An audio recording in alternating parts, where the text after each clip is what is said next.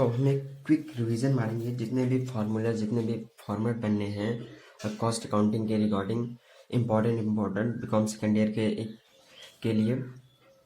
तो पहले हम देखते हैं मशीन हावर रेट कैसे निकलता है। स्टेटमेंट शोइंग मशीन हावर रेट कैसे निकलता है। पार्टिकुलर रहेगा, डिटेल रहेगा, उसके बाद टोटल कॉस्ट। ठीक है, उसके बाद कुछ फिक्स रहेगा, कुछ वेरिएबल रहेगा, उसमें खर्चे लिखे रहेंगे, इन दोनों का टोटल करेंगे। टोटल के बाद इफेक्टिव मशीन आवर रेट दिया रहेगा, उसमें उससे भाग देंगे तो हमारा आ जाएगा machine hour rate cost per hour. ठीक है, कॉस्ट पर आवर आएगा, ये लिख दिया मैंने, cost per hour.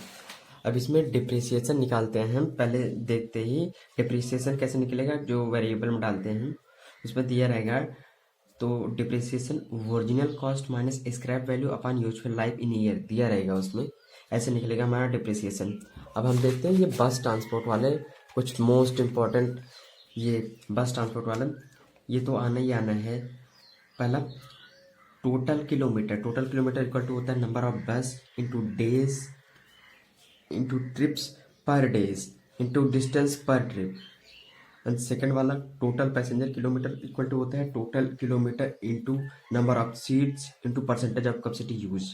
Third cost per kilometre होता है total cost upon total kilometre. Fourth cost per passenger kilometre होता है total cost upon total passenger kilometre. Total cost upon total passenger जितने दिए रहे इंटू किलोमीटर जितना रहेगा। ठीक है, अब देखते हैं एक और फेयर पर पैसेंजर किलोमीटर, जब मैं भाड़ा निकालने रहे पर पैसेंजर किलोमीटर के हिसाब से, तो जितना फेयर रहेगा जितना भाड़ा रहेगा वो नीचे टोटल पैसेंजर किलोमीटर। ठीक है, आगे बढ़ते हैं हम। Statement showing total operating cost कैसे निकालते हैं। ठीक है, पहले पार्टिकुलर, फिर डिटेल, फिर टोटल कॉस्ट, 3 कॉलम हो गया। एक फिक्स्ड कॉस्ट और स्टैंडिंग चार्जेस को भी बोलते हैं हम, ये अमाउंट भर देंगे। उसके बाद जो दिया रहेगा उसके बाद वेरिएबल कॉस्ट या रनिंग चार्जेस को बोलते हैं हम, ये भर देंगे। इन दोनों का टोटल हमारा टोटल कॉस्ट ऑपरेटिंग कॉस्ट आ जाएगा, इन दोनों का टोटल। ठीक है, अब एब्सोल्यूट 10 किलोमीटर कैसे निकालते हैं। Absolute 10 kilometre number of tons travelled into number of kilometre travels. Second commercial 10 kilometre equal to average tons into total kilometre of all journey. Absolute 10 kilometre कब निकालते हैं, ये जो लिखा है एब्सोल्यूट 10 किलोमीटर कब निकालते हैं। एब्सोल्यूट 10 किलोमीटर तब निकालते हैं when route are decide on the basis of customer requirement. जब हम कस्टमर रिक्वायरमेंट के हिसाब से जा रहे हो, अपनी बस लेके, अपनी गाड़ी लेके, कस्टमर बोला यहाँ जाना है, तब हम निकालते हैं नंबर एब्सोल्यूट 10 किलोमीटर। और कॉमर्शियल 10 किलोमीटर जब ट्रक हम चला रहे हैं डेली, जहाँ पे हम डेली जाते हैं रेगुलर रूट पे, तब हमारा कॉमर्शियल 10 किलोमीटर निकलेगा। अब EOQ कैसे निकलता है। Economic order quantity equal to होता है 2AO upon C under root में। नंबर ऑफ ऑर्डर कैसे निकलता है, A अपॉन EOQ। जो EOQ यहाँ से निकालेंगे उसको नीचे रख देंगे, ऊपर A, तो हमारा नंबर ऑफ ऑर्डर आ जाएगा। टोटल कॉस्ट कैसे निकलता है, number of order into O plus half EOQ into C।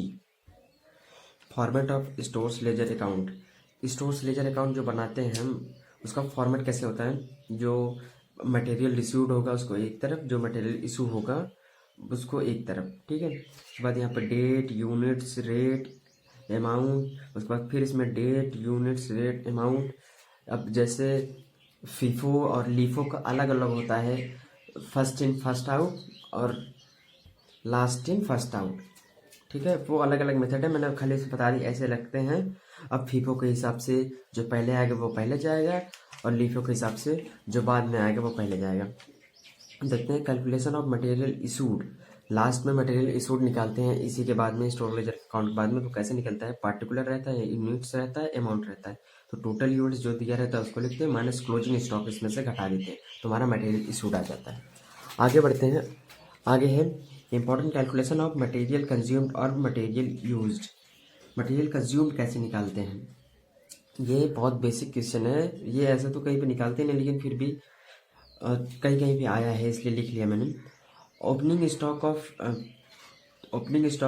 Of raw material, यहाँ पर डिटेल है, यहाँ पर टोटल कॉस्ट है, बहुत टाइम ले रहा था इसलिए नहीं लिखा।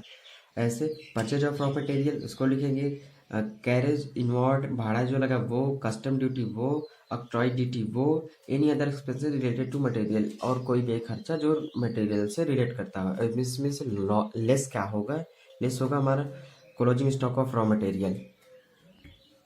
आगे रिटर्न ऑफ डिफिसिट मटेरियल, जो रिटर्न होगा एबनॉर्मल लॉस ऑफ मटेरियल, वो wastage of material, by product, sale of scrap, ये सब इन सब का टोटल हमारा मटेरियल कंज्यूम्ड आ जाएगा। अब स्टेटमेंट ऑफ कॉस्ट कैसे निकालते हैं, ये तो इम्पोर्टेंट है ही है, नो डाउट। तो स्टेटमेंट ऑफ कॉस्ट कैसे निकालते हैं? पार्टिकुलर डिटेल टोटल कॉस्ट, जैसे पार्टिकुलर में material consume, direct wages, direct expenses और रॉयल्टी, इन सब का जोड़ जो दिया रहे, ऑब्वियस सी बात है, जो दिया रहे इन सब का जोड़ हमारा आ जाएगा प्राइम कॉस्ट।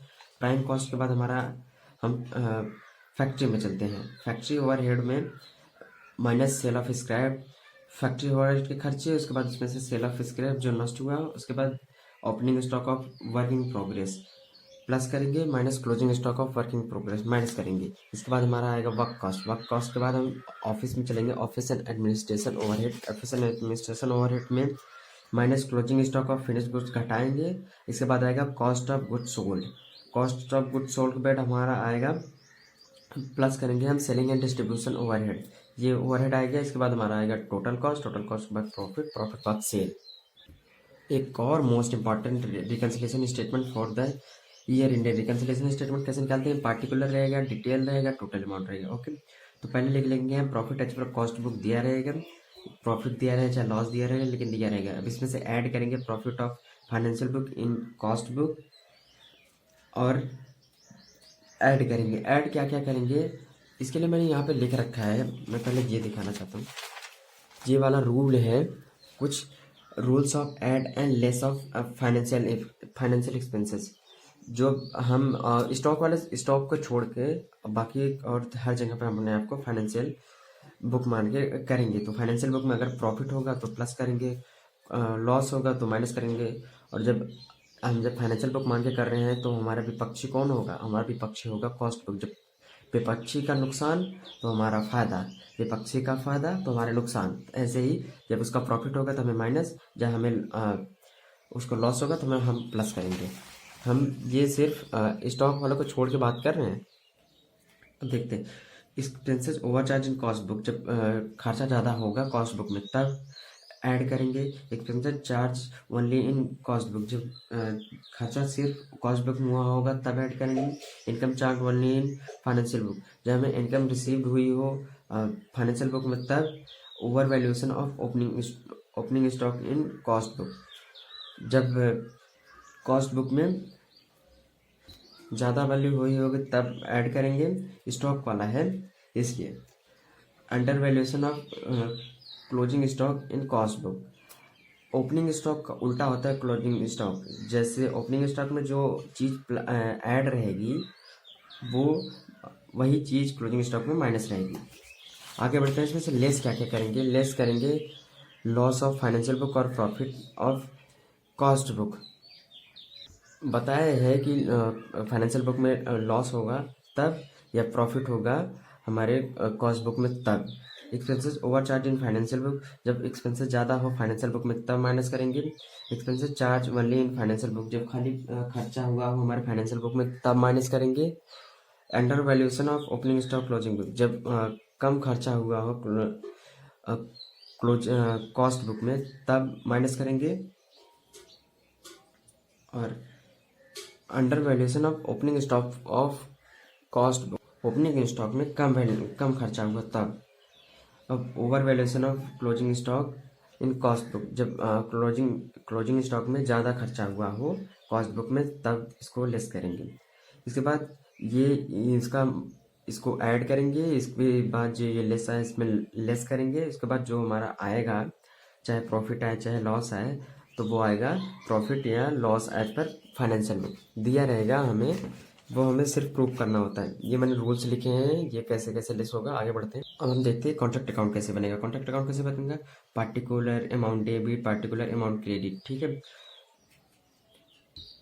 तो ऐसे याद रखते हैं, ओपनिंग वाला डेबिट, क्लोजिंग वाला क्रेडिट। जो आया वो डेबिट, जो गया वो क्रेडिट कॉन्ट्रैक्ट अकाउंट में। तो क्या क्या लिखा है, मैंने कुछ लिख रखा है कैसे कैसे। टू ओपनिंग बैलेंस, ये डेबिट की बात कर रहे हैं। डेबिट क्या है, पर्टिकुलर अमाउंट डेबिट के बारे में। To opening balance of plant, opening balance of plant debit. To plant purchase debit. To plant issued debit. और to plant issued from stores, store से आया है debit. To plant transfer from other contract, other contract plant आया है तब debit. To P and L account, जब profit आएगा तब। अब क्रेडिट की बात करते हैं। बाई प्लांट इन हैंड, ये तो हमें चाहिए ही चाहिए, ही हम निकालते होते हैं। ये मोस्ट इंपॉर्टेंट टॉपिक है, प्लांट इन हैंड, ये हमें चाहिए ही चाहिए।